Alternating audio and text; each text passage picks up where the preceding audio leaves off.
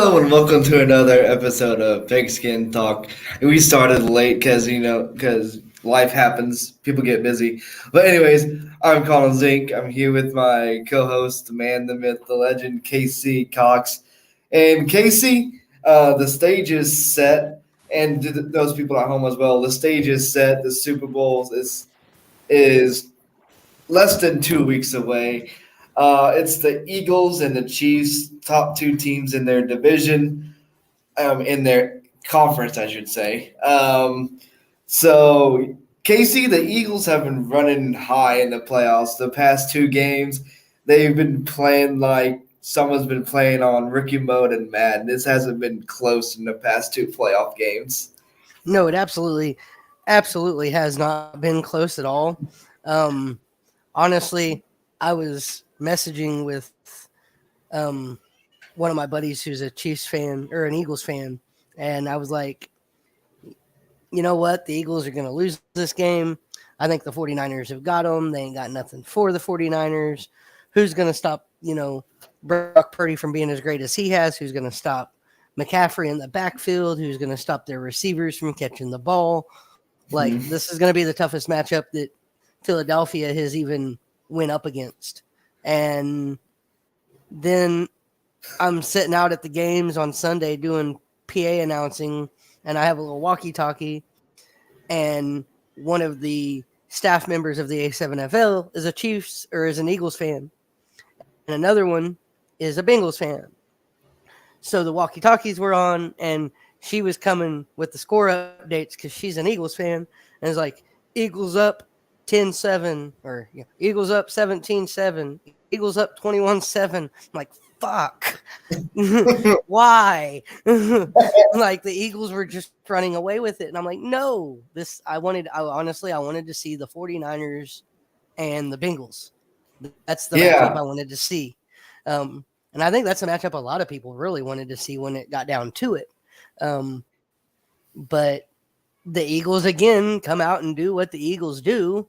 Now, albeit I didn't actually get to see the game, so I'm not going to say with help from, but it seems like what it seems like is from a lot of help from an injury to Brock Purdy, some other people going down, some other things happening.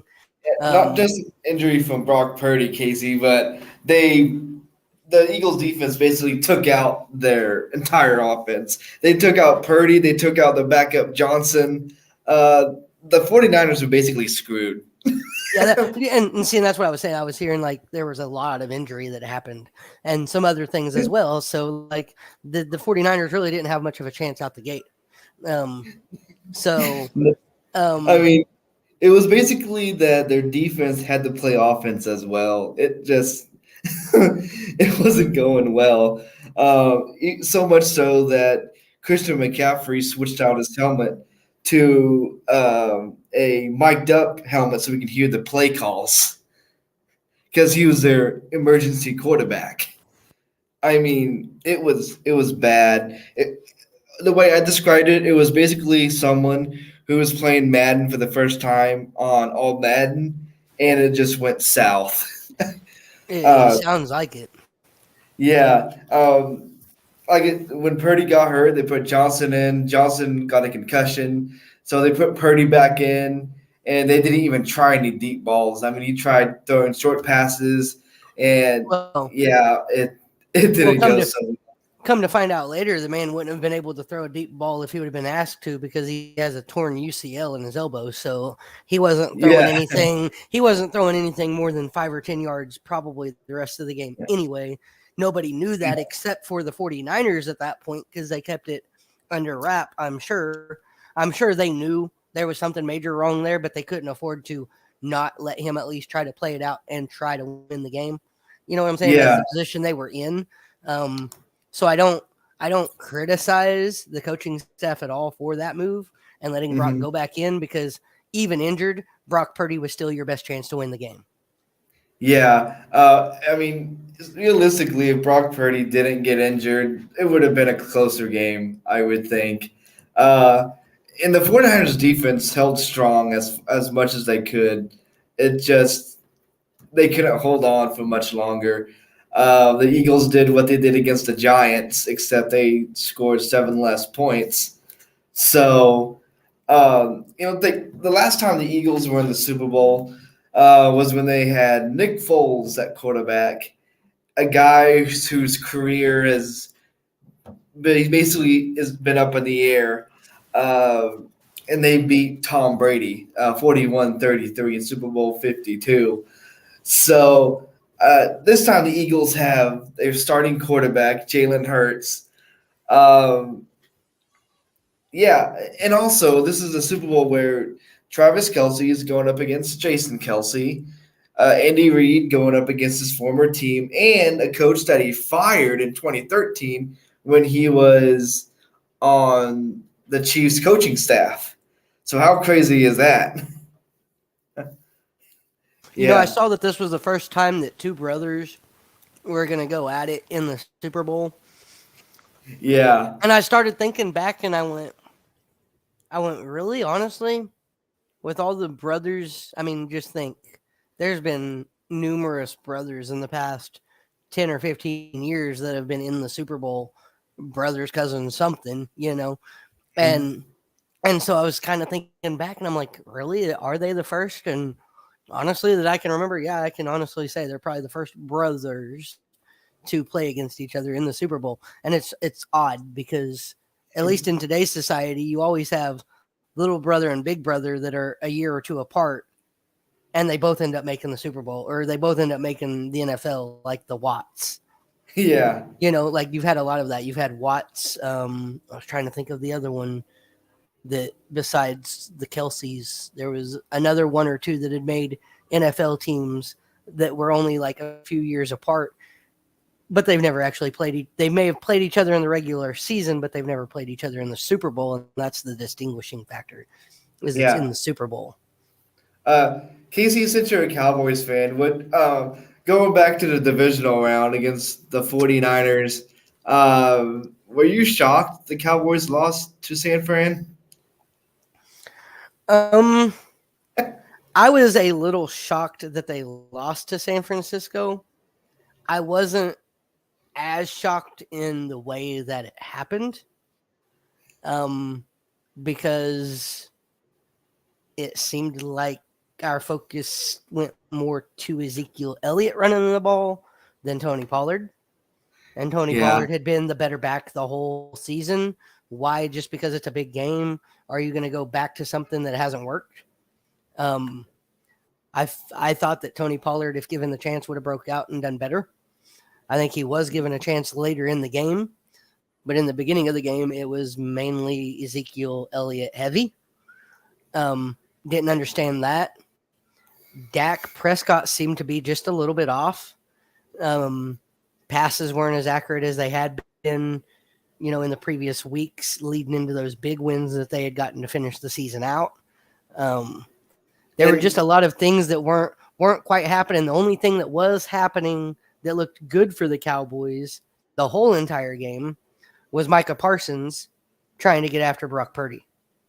yeah. And another thing that's obvious that you can't overlook is Brett Maher and how he's probably not going to have a job next season. I mean, he missed like 2 more extra points against the 49ers. And if I was Mike McCarthy, sure you can tell the press, I don't have anything to say about him or anything because he doesn't want to probably hurt the media. But yeah, I mean, you got to be honest with yourself. Like, okay, this guy has missed like 5 extra points plus some. I need to start going for two.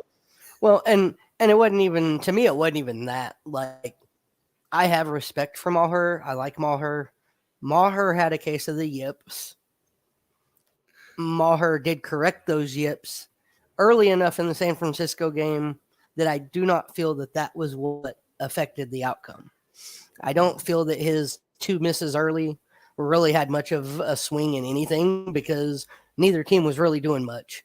Yeah, it might have gained a little bit of momentum for you if you made one of those early, and that game is now 9-0 instead of 6-0. Yeah. Or 9-3 instead of 6-3. or 12-3 instead of 9-3. If he makes them, whatever. But there was still enough time at that point in the game, and then he was given the chance to go out and prove that, hey, this was just the case of the yips. Hit this one, and he hit it. Go out, and he proved it, and he hit it again. Like, I feel like he corrected it. Does he have a job with the Cowboys next season? That's debatable. I think he might stay on even as a backup because he is becoming a veteran kicker. So there's not many teams out there that are going to look at him as a starter anyway. How many teams do you know that have a backup kicker? Right. I know. Well, the Cowboys always seem to have one on either on call, on standby, whether he's on roster or not. They always seem to have one either on practice squad or always seem to have one that if Maher gets hurt or if their kicker that year gets hurt, they make a phone call, and by game day, they have a kicker who's got experience. So, and there's been times where that's been Maher. And that's why I'm saying, like, what does it hurt Maher if they're saying, hey, look, maybe you're not our kicker, but we need to keep you around because you've got that veteran experience in case something happens. Because there's not many teams that are going to take Maher on this late in his career as a starter unless they just don't have another option. Yeah. I mean, I remember a few years ago where the Eagles kicker got hurt against the Cowboys, and they used their linebacker that used to play kicker as a kicker. So I thought that was pretty interesting. So the rematch, Bengals versus Bills, the divisional round in Buffalo, and Cincinnati goes into Buffalo in the snow and kicks their butt 27-10. And at that point, I mean, I was telling myself, see, the Bengals are hungry. They want that Super Bowl. And since they beat the Bills, they played the Chiefs at Arrowhead, and it wasn't at a neutral site. And I'm thinking the Bengals just talked too much smack, Casey, because they started calling Arrowhead, Burrowhead, get your refunds, this and that. And, now I'm just kind of thinking of what our friend Glenn Griffin is thinking because the Chiefs are back. Oh, absolutely. And I watched that game, and honestly, that game was amazing. But I think you're right in the fact that it seems like maybe Cincinnati got a little too big-headed because they went to Buffalo and blew Buffalo out. Yeah. That they were going to go into Arrowhead and make it Burrowhead. Okay, well, if that's your thought and that's your plan against a team like the Chiefs, your best plan is to keep that plan a secret. Right. And not talk that shit until after it's done. Yeah. Because that was their mistake. They talked all that leading up. And so Mahomes injured, Kelsey at 100%. Like, everybody went out there and was like, no, there's no way they're going to come in here, at least not without a fight, and beat us. Yeah. Even after the AFC Championship game, Kelsey goes up to Mahomes, who's already doing a post-game interview, and he butts in and says, quote, "Burrow had my ass," end quote. So you could tell that they were not gonna let them disrespect the loudest, arguably the loudest stadium in the NFL.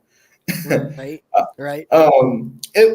It was a close game, 23-20, but they got a little bit of help from the refs. They gave him another third down, blew the play dead, and I mean, the Bengals were basically screwed with 4 seconds left, and all their hope was to return that kickoff for a touchdown near the end. But watching that game, I thought the Chiefs were also getting a little cocky because there was this one play where Mahomes threw the ball to Kelsey and he laterals it to another receiver in the first quarter, and Yeah, he yeah, drops it and ends up recovering it. So I'm thinking, Kansas City, you get a little too cocky doing all these kind of trick plays at the beginning of the game. But I think the Bengals' mistake is just getting a little too big headed. Uh, I mean, at the half, their Chiefs were up 13-6, and they were talking about how last season they were up 21-10. But Casey, it's the Bengals O line just screwed them over for the second year in a row, I think, because their the Bengals' last play on offense for the season, Burrow got sacked, and it was fourth down, so the Chiefs took over. Um, I think the Bengals just need to get a better O line, protect Burrow, and see if they can make another run to AFC Championship game, because this was the fifth year in a row that the Chiefs went to the AFC Championship game. And the last time the Chiefs won the Super Bowl was Super Bowl 54 against who? The 49ers. right. And that was So when Garoppolo was quarterback, which he might not have a job next season because yeah, Brock yeah, Purdy is in town. yeah. And Brock Purdy might have something to say about that, but yeah, I thought it was. I mean, this matchup here is going to be very, very interesting. Chiefs versus Eagles in the championship. Um, Definitely not what I expected. I expected Cincinnati to be there for sure. Mhm. Especially after seeing them go into Buffalo and do what they did to Buffalo, knowing that going into that game, Mahomes was going to have a bum ankle and wasn't going to be able to move as well as he should be able to. I messaged Glenn before the game and said, "Sorry, dude, but Bengals by 20 because Mahomes is a sitting duck tonight." Did he say anything So, back? he said, "Not cool, dude, not cool." and Yeah. and then after the game, of course, he messaged me and goes, or not surprisingly, bad prediction.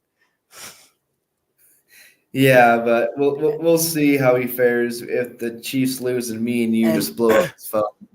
right. Well, and here's the thing. Here's the thing, and I've already rubbed this in his face a little bit. February 12th, Glendale, Arizona, Super Bowl. I'm gonna be there working it as security. Wait, you are? Yes, I am. How'd you get that job? A company here in Vegas landed the security gig, and I got hired on with that company to go work that event. And then to go work the next weekend, the NBA All Star weekend in Salt Lake City, Utah. Man, so what is your job? Just to make sure no one rushes the field? Um, I don't know. By my understanding, there's going to be about 300 to 500 of us that are going in there with this company to do security. So, Okay. All right, so there you hear it, ladies and gentlemen. Our very own Casey Cox is going to be security at the Super Bowl. So that's pretty awesome. yeah, I'll Um, actually get to watch the Super Bowl and get paid for it, which is, I do a lot of that type of stuff. I go to concerts and I walk around and sell beer in the stands and get to watch and listen to a concert or go to a NASCAR race or something like this. Is just kind of along those lines of what I do. Man, Um, that's but I pretty. messaged Glenn. I said my prediction for the Super Bowl: go Cheagles.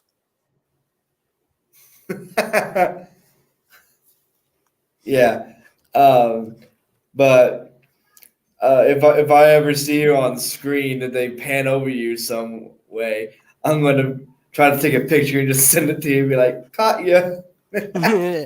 But anyways, so I thought the Jaguars and Chiefs game in the divisional round was pretty interesting, since we had a 2 week span here. Um, after what the Jaguars did to the Chargers, I didn't count them out against the Chiefs because I thought this was a possibility what they could do, and I didn't watch the whole game, but because I was at a basketball game doing some live stream, and then I hear someone tell me, "Oh, Patrick Mahomes is hurt," and I'm like, "Wait, if he's hurt, then the Chiefs are screwed." Because I mean, they would have Chad Henne, but the Jaguars have their full defense.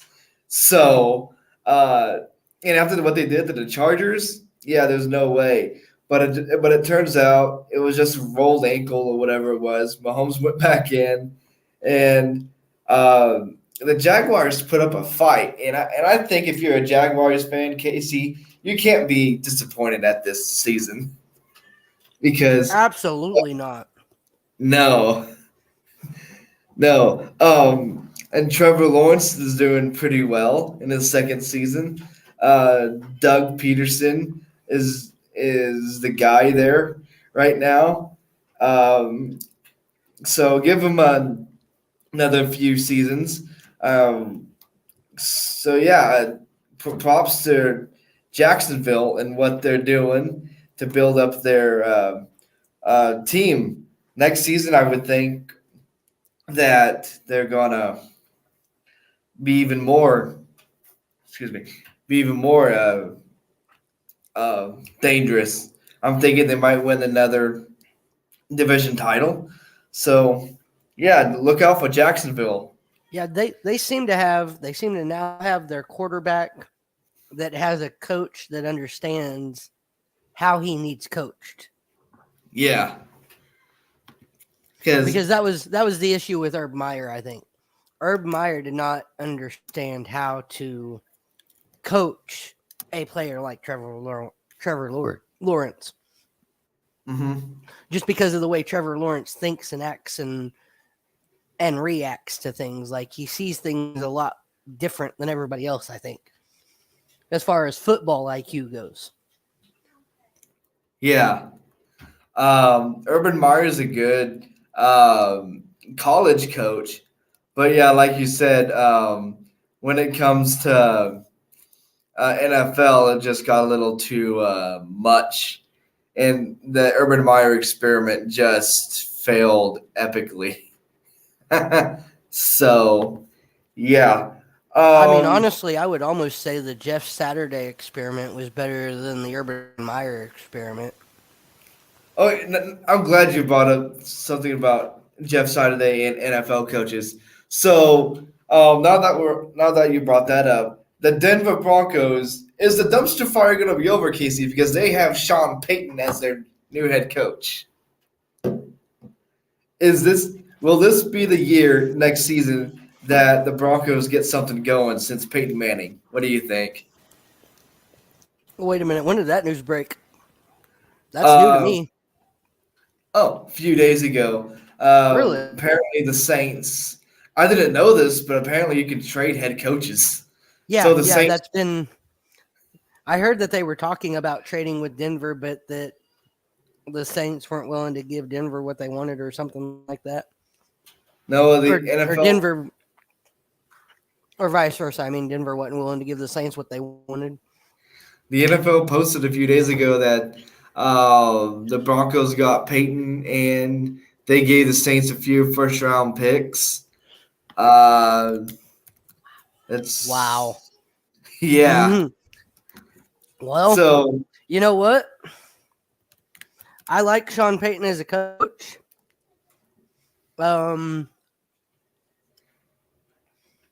I don't know if that's the right fit for Russell Wilson because Russell Wilson seems to love drama. yeah, Peyton Manning seems to not so, or Sean Payton seems to not so much like the drama. And has shown that he's not going to deal with some bullshit very long. So I think it's going to come down to a decision if it doesn't work out because you bring in Sean Payton. The question has to become, did it not work out because you brought in Sean Payton? or did it not work out because your quarterback is Russell Wilson? Yeah. So because Sean Payton is a hell of a coach. Oh yeah. I just pulled this up, and the Broncos traded 3 first-round picks, 3 second-round picks, a 2022 fifth-round pick, quarterback Drew Lock, tight end Noah Fant, and D lineman Shelby Harris to get Sean Payton, a 2022 fourth-round pick, and a 2024 third-round pick. So that's what they got for Sean Payton. Okay, so that's a good deal for the Saints in the way of what they got in return, it's cool for the Broncos to bring him in as the coach. Yeah. But what you just told me was they traded away everything but the thing that started the dumpster fire in Denver. Yeah. Because it seems like the whole thing that started this dumpster fire in Denver was Russell Wilson coming in as a quarterback. Now they've traded away everything but Russell Wilson to bring in a coach. So they're really, really relying on this coach to put out that dumpster fire. Yeah, I think he can do it. I mean, Sean Payton has done a lot of good things with the Saints. I mean, heck, that's what I'm saying. Yeah. He did so much good stuff, but he didn't seem to like the drama and deal with the drama too much either. Yeah. He took the Saints to the Super Bowl one year and beat Peyton Manning when he was with the Colts. So, that's why I said if it doesn't work out this season, you don't look at Peyton Manning and say you're the reason it didn't work out, or why I keep saying Peyton Manning, Sean Payton, and say you're not the reason it didn't work out. You look at your quarterback and go, look, dude, you need to get your shit together and fall in line, or you'll be the next thing we ship out. So, if it is Russell Wilson, what do you do as the Broncos? Because you got to remember, the Broncos haven't been good since Peyton Manning. They've tried Brock Osweiler. That didn't work. They tried another quarterback from Northwestern. That didn't work. I mean, what do you do? Because you brought in a good quarterback that hasn't had a good season. Do you think it might be time to try a diamond in the rough, like let's say Nick Foles? Or hell, call Tom Brady and offer him enough money to bring him out of retirement again. Yes. Right? I mean, at this point, you can't get much worse than what you got. So, yeah. I mean, either Russell Wilson corrects himself and realizes that while yes, he's now the centerpiece of the Broncos because the Broncos have paid so much money for him in contract money that if they were to give him up, they would not be able to bring anybody in of caliber to replace him. Not even a rookie on a rookie QB contract. Yeah. I mean, think of it this way. So think of it this way, Casey. It could be worse. They could be the Browns and be paying Deshaun Watson as the highest quarterback in the NFL. I mean, my bad. I forgot he even still existed in the NFL. I'm sorry. Yeah. So Russell Wilson is just the next worst thing to happen to you. Yeah. The Browns do what they do. That's a terrible decision by Cleveland, but hey, their name's the Browns, and I'm not even gonna. They named them. They're the Browns. They're acting like Browns. Yes. Yep. Yes. Anyways, now let's get to Tom Brady, Casey. He says he's retiring for good, but I wouldn't be surprised to everyone in the audience, I told Casey I wouldn't be surprised if he came out of retirement a few days ago. But for you people's enjoyment, I wouldn't be surprised if Tom Brady comes out of retirement and says, after further consideration, after thinking long and hard, I have decided to come out of retirement and play for the 49ers my childhood team. That would be so funny. Right? And then everyone in the NFL would be like, make up your mind. So, Well, I do give the man credit. This time when he retired, he didn't give a long-winded speech. He said you only get one of those, and he used his last year, and he understands that. So he made it yeah. short and sweet, and he did about a 1 minute post on Instagram, and he almost cried during it too. So that was really really neat. Not really. Fucking cry, baby. Come on, you retired last year. Get over your emotional self.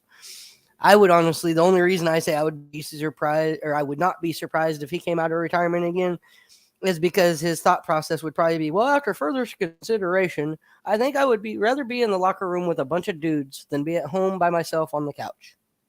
Or with the pretty girl. Yep, pretty much. Which, by the way, Tom Brady's. I've heard his ex-wife Giselle is now dating her personal trainer, and trust me, she's probably getting some training, but it's not the kind of training that we're thinking of. It's a different kind of training. Absolutely. Yeah. I mean, there for a little bit, we thought she was getting a workout with Antonio Brown, but we weren't sure. Yeah, Antonio Brown was so savage posting a picture of him and Giselle. Heck, even making a T-shirt out of it. I mean, yeah. But Casey, you said that you wouldn't like Tom Brady to come play for the Cowboys, and I thought that was kind of insane because Tom Brady is arguably the greatest of all time at that QB position. Why do you think that it wouldn't be a good idea for him to come to Dallas? Well, because see, there's one thing also wrong in Dallas right now, and I'll be the first to say it. It's a big-headed old owner in Jerry Jones. Okay, you bring in Tom Brady, who is also big-headed. Then you have two big-headed people trying to sit at a table, and that never goes well. And neither one of them two are going to be big enough to say, okay, fine, you can have the bigger head. So it'll be a nonstop battle, and that team will really go to shit. And I love my Cowboys, and while they've went to shit in the past, and I've still stuck behind them, I do not want to see them go to complete shit. So, Jerry Jones, pay whatever you have to keep Tom Brady away from you. I don't know. Speaking on the Cowboys, I don't know that your quarterback is still Dak Prescott at this point, because I'm sorry to say it, but as a Cowboys fan, I'm starting to have a lot of flashbacks. A lot of flashbacks to when Tony Romo played quarterback. And he could get us to the playoffs, but he couldn't ever get us past that big game to get to the Super Bowl. Yeah. So, and that was another Jerry Jones guy. He was, Jerry Jones picked him undrafted. Like, that was Jerry Jones's quarterback. Guess what? Dak Prescott was a Jerry Jones pick. Yeah. Speaking on QBs, the 49ers posted on Facebook about thoughts on Aaron Rodgers going to San Francisco. First of all, not going to happen. Second of all, Rodgers owns the Bears, and I think he wants to end his career with the Packers. I think that's just a fantasy post by the 49ers. I mean, they got Brock Purdy. They should be fine. Yeah, they'll be fine. They do not need Aaron Rodgers. No. Aaron Rodgers will turn that into the dumpster fire in San Francisco. Yeah. And Trey Lance, I don't know. If you're San Francisco, you might bench Trey Lance or trade him. But right. Yeah. Or keep him and trade Jimmy Garoppolo. I don't know. But speaking of one more thing I want to talk about real quick is um, Cliff Kingsbury basically just says, "Bye NFL, I'm going to Thailand," and just leaves Arizona.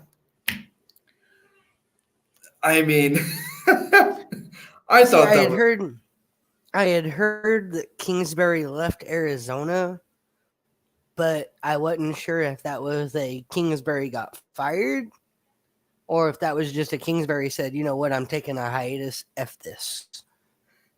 it's it's more like um a to be determined sabbatical because it was a one way ticket to Thailand according to sources. Oh So wow. yes. So now what are the Cardinals going to do for coach? Right? I mean, is this new head coach going to keep Kyler Murray off the video games? We don't Or know. or is this new coach going to keep Kyler Murray off of the Cardinals? Right? I mean, Kyler Murray's a good quarterback. Just learn the playbook, and you should Yeah. be fine. Don't You're go run making the My millions. Madden playbook. My Madden playbook doesn't work in the real NFL. Yeah, I mean, you're making millions of dollars in the league with mostly your legs. You should be fine. Get off the video games once in a while. I mean, heck, I procrastinate. I'm in college for crying out loud. But I know when it's time to get work done. Right? Yeah.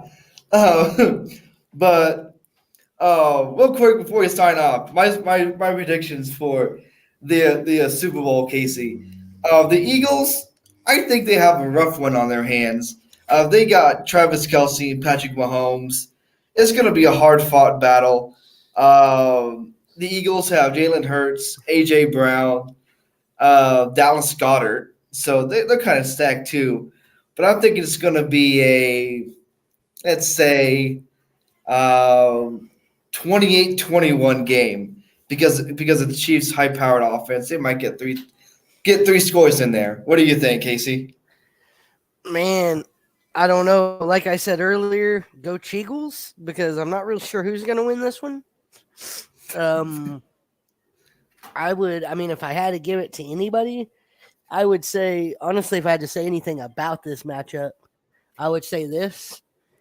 The way I feel, the way things happen, the way this matchup is going to go down, this could possibly be one of the most disappointing Super Bowls that we've ever seen.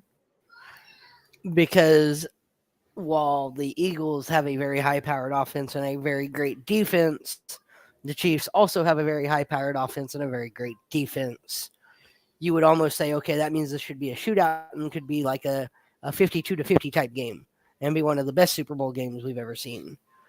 I think this is going to come down to whose defense is better. And this game is probably going to be something more along the lines of a 10-7, 14-10, 17-13, 17-14, something like that type of game that just isn't going to be a lot of scoring and it's going to be a lot of back and forth 3 and outs and it's going to be a good defensive game if you love defensive football. You're going to see a lot of 3 and outs, a lot of defensive stands. You're not going to get to see. Remember Super Bowl 53, Patriots and Rams? That was a very defensive game. Yes, it was.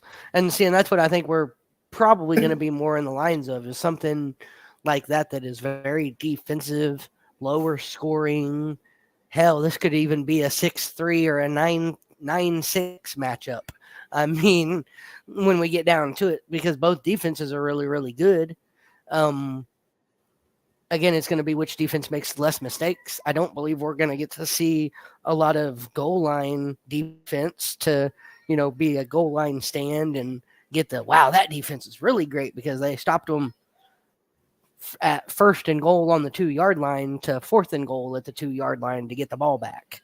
Like, You may see that one time, but I don't think that's going to be the type of game we see.